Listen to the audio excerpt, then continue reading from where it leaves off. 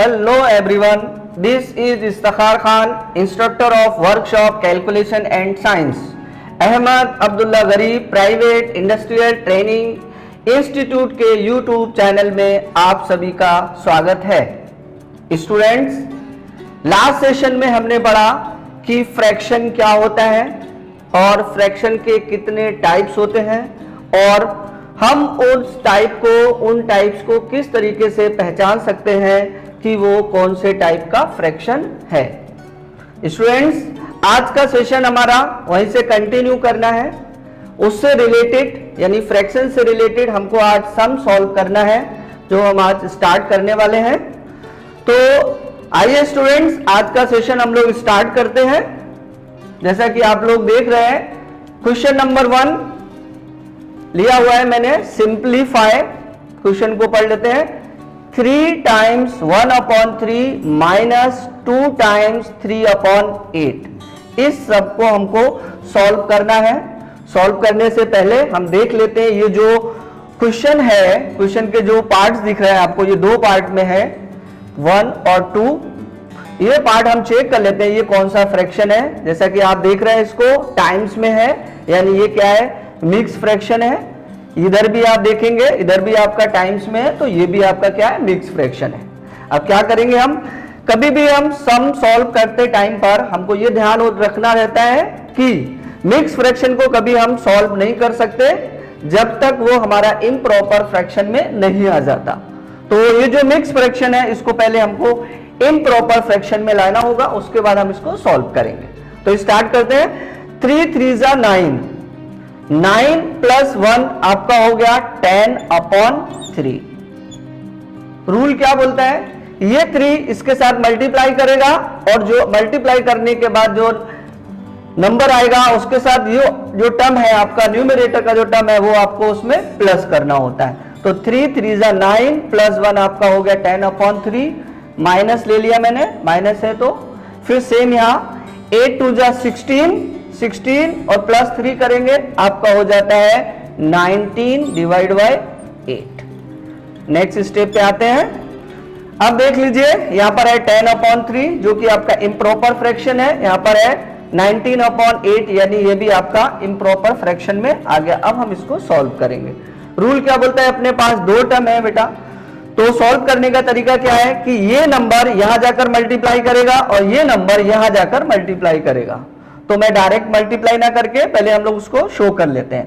तो 10 मल्टीप्लाई करेगा 8 के साथ, माइनस 19 मल्टीप्लाई करेगा आपका 3 के साथ, डिवाइड बाय अपॉन के जो नंबर है वो आ जाएंगे 3 × 8। ये कैलकुलेशन आप लोग ध्यान से समझें, पहले देख लीजिए कि ये जो 8 है वो यहाँ 10 के साथ मल्टीप्लाई करेगा और 3 जो है वो 19 के साथ मल्टीप्लाई करता है रूल के मुताबिक, और जो अपॉन के नंबर है वो दोनों एक दूसरे के साथ मल्टीप्लाई करके अपॉन में आ जाते हैं।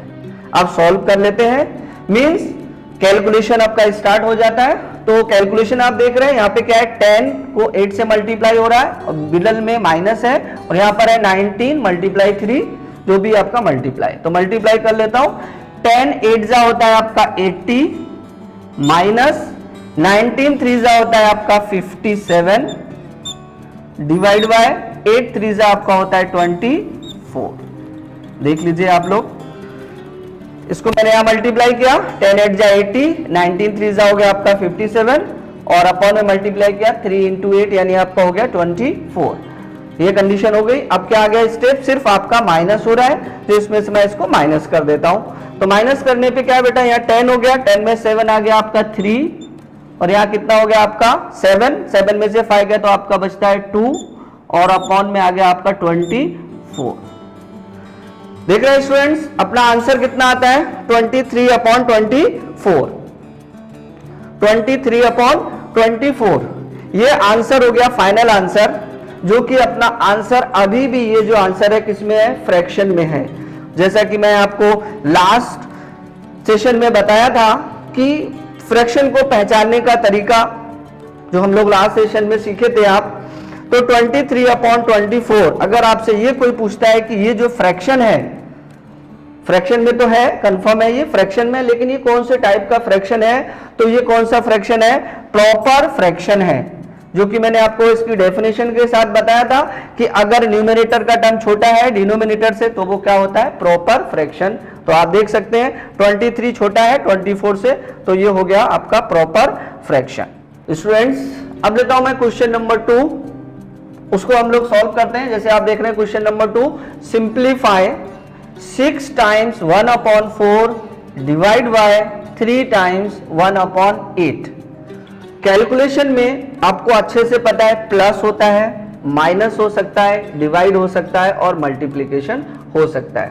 तो हमने माइनस का एक सम सॉल्व किया, अभी हम लोग डिवाइड का सम सॉल्व कर लेते हैं।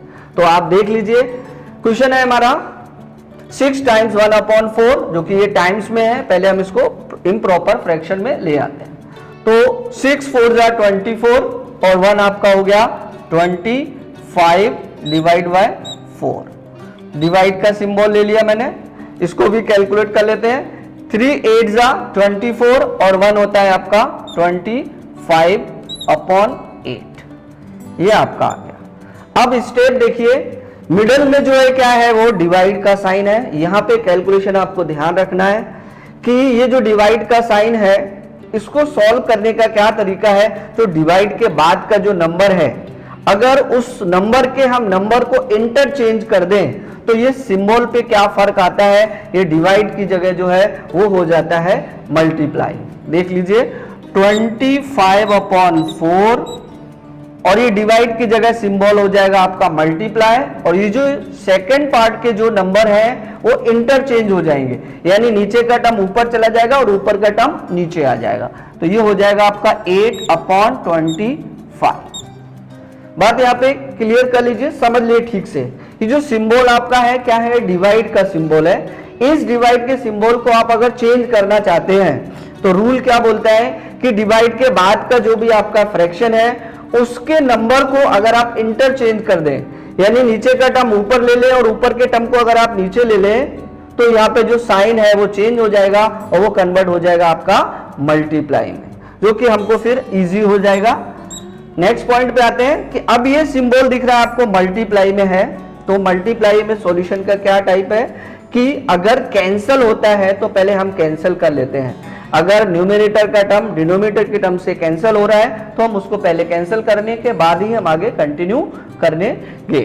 तो देख लीजिए 25 यहाँ है, यहाँ पर भी 25 है जो कैंसिल हो गया। यहाँ पर आपका 4 है और यहाँ पर आपका 8 है, तो 4 2 जा 8 हो गया। अब देखते हैं क्या अपना रिमेनिंग है। तो यहाँ पर आता है सिर्फ 2, चाहो तो आप 1 लिख सकते हैं आप 1 में, लेकिन 1 की कोई जरूरत रहती नहीं है, तो आंसर अपना हो गया 2। तो ये अपना सॉल्व करके आंसर कितना आ गया? 2/1, यानी अपॉन में किसी नंबर के अपॉन में अगर 1 है तो उसका कुछ वैल्यू नहीं होती है, आप चाहे तो उसको हम ऐसे लिख सकते हैं।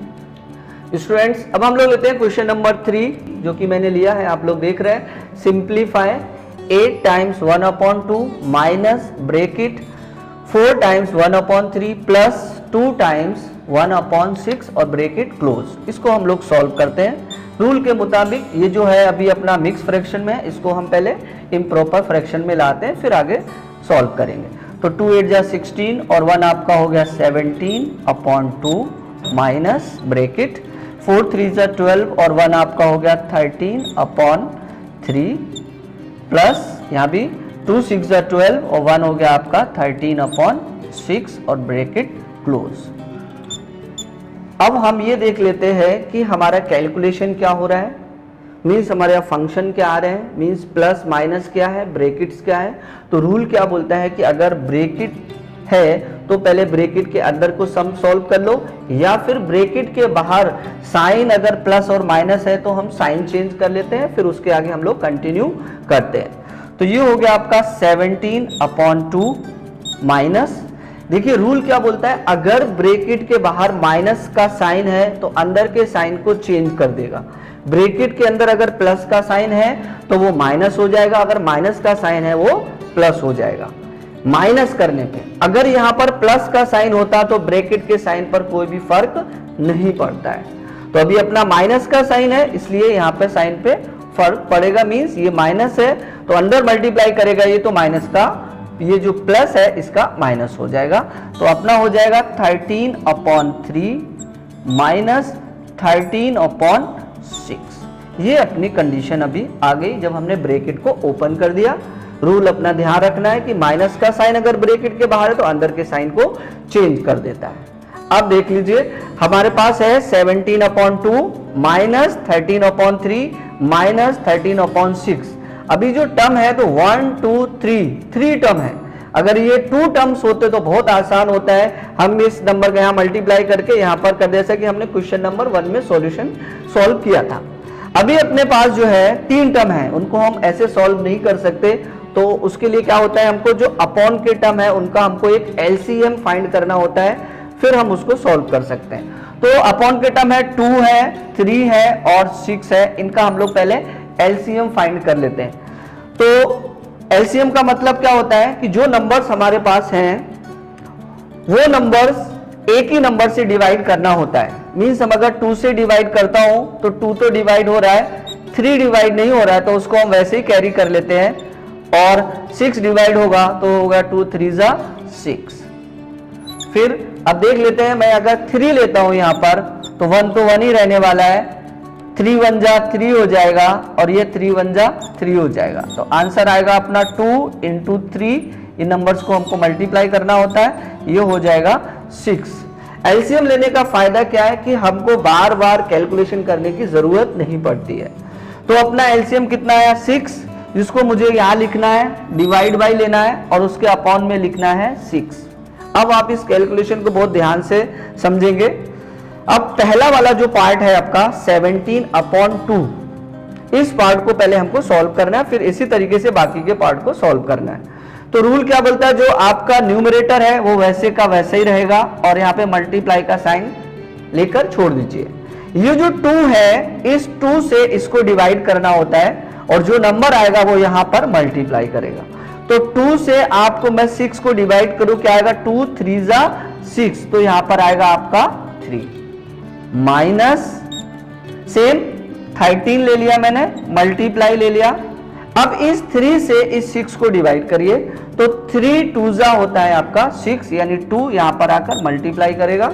फिर सेम कंडीशन माइनस 13 मल्टीप्लाई, अभी यहां पर कितना है बेटा 6, तो 6 को 6 से डिवाइड करें तो आंसर कितना आएगा 6 1 जा 6, यानी कितना आया 1। इस कैलकुलेशन को आप वापस से समझ लीजिए कि ये स्टेप कैसे आई, ये बहुत ही मोस्ट इंपॉर्टेंट स्टेप है जो आपको समझना बहुत जरूरी है। यहाँ पे देखिए एलसीएम फाइंड करने के बाद 6 आया जो मैंने यहाँ लिखा। रूल क्या बोलता है कि ये जो टर्म है वो यही रहेगा और जो अपॉन का टर्म जो 2 है, इस नंबर से इसको डिवाइड मारने के बाद जो आंसर आएगा वो इस नंबर के साथ मल्टीप्लाई करता है। तो आपका डिवाइड किया मैंने, 2 3 जा 6 आ गया, 3 लिख दिया, माइनस 3 2 जा 2 आया तो मैंने 2 लिख दिया, 6 1 जा 6 आया तो मैंने 1 लिख दिया। अब आगे का कैलकुलेशन हम लोग देखते हैं। देख लीजिए अब क्या है, अपने पास मल्टीप्लाई है और माइनस है। तो रूल क्या बोलता है, डिमांड्स के हिसाब से पहले हमको मल्टीप्लाई करना है, उसके बाद हमको माइनस करना है। तो मल्टीप्लाई कर लेते हैं। 17 3 जा होता है आपका 51 माइनस 13 2 जा होता है आपका 26 माइनस 13 1 जा होता है आपका 13 और डिवाइड बाय आपका कितना चल रहा है 6। आगे स्टेप देख लेते हैं। अब हमारे पास कंडीशन क्या है कि 2 नंबर माइनस है और 1 नंबर आपका प्लस है। तो रूल क्या बोलता है कि अगर प्लस वाला टर्म है तो पहले मैं प्लस के टर्म को वैसे ही लिख लेता हूं। अब यहाँ पे माइनस के जो 2 टर्म है, एक है 26 और माइनस 13, तो दोनों सेम साइन है, यहां पर माइनस ही रहेगा लेकिन ये नंबर आपके प्लस हो जाएंगे। तो नंबर कितना आ जाएगा, 26 को मैं 13 के साथ प्लस कर देता हूं तो आंसर आएगा आपका 39 और सिंबल आपका माइनस ही रहेगा। ये हो गया 39 डिवाइड बाई आ गया आपका 6। देख लीजिए वापस से कि ये 51 है, माइनस 26 माइनस 13। आप लोग यहाँ पर कंफ्यूज नहीं होना क्योंकि माइनस 26 और माइनस 13 सिंबल माइनस ही रहता है, सेम अगर साइन है दोनों को प्लस करना होता है और साइन आपका माइनस ही रहेगा, क्योंकि साइन चेंज होता है जब बीच मिडल में मल्टीप्लाई का साइन है ना, तो ही ये साइन पर फर्क पड़ता है, अदरवाइज सेम ही रहेगा। अब आता है अपने पास 51 माइनस 39, जो कि लास्ट स्टेज है, अपना लास्ट स्टेप है। इसको क्या करना है, हमको माइनस करना है। तो आप इसको माइनस कर दीजिए। तो माइनस करने पे आप देख लें यहाँ पर कितना बचेगा, 11 लूंगा तो आएगा आपका 9 से 2, यहाँ पे अपना रह गया कितना 4 और 1 3 माइनस किया तो आ गया आपका 1 और डिवाइड बाई आपका कितना है 6। अब आ गया 12/6, जिसको मैं 6 से डिवाइड कर देता हूँ 2 को, 6 1 जा 6 और 6 2 जा 12, तो आंसर आपका आता है 2। अपॉन में 1 लिखने की जरूरत नहीं। तो ये देखिए आपने कि हम लोग ने सम सॉल्व किया, जो कि हमारा आंसर आ गया 2, क्योंकि फ्रैक्शन से हमारे रिलेटेड सम थे जो हमने सॉल्व किए। आगे भी हम इसी टॉपिक से related, means fraction and decimal से रिलेटेड, नेक्स्ट लेक्चर में भी हम इसी से रिलेटेड और सम सॉल्व करेंगे। तो स्टूडेंट्स, उम्मीद करता हूं कि आज का सेशन आपको पसंद आया होगा। हम आपके लिए इसी तरीके के और वीडियोस और सम्स लाते रहेंगे। अगर आपने अभी तक हमारे YouTube चैनल को सब्सक्राइब नहीं किया है तो सब्सक्राइब कर दीजिए, लाइक और शेयर कर दीजिए और बेल आइकन को दबाना ना भूलें। Thank you so much.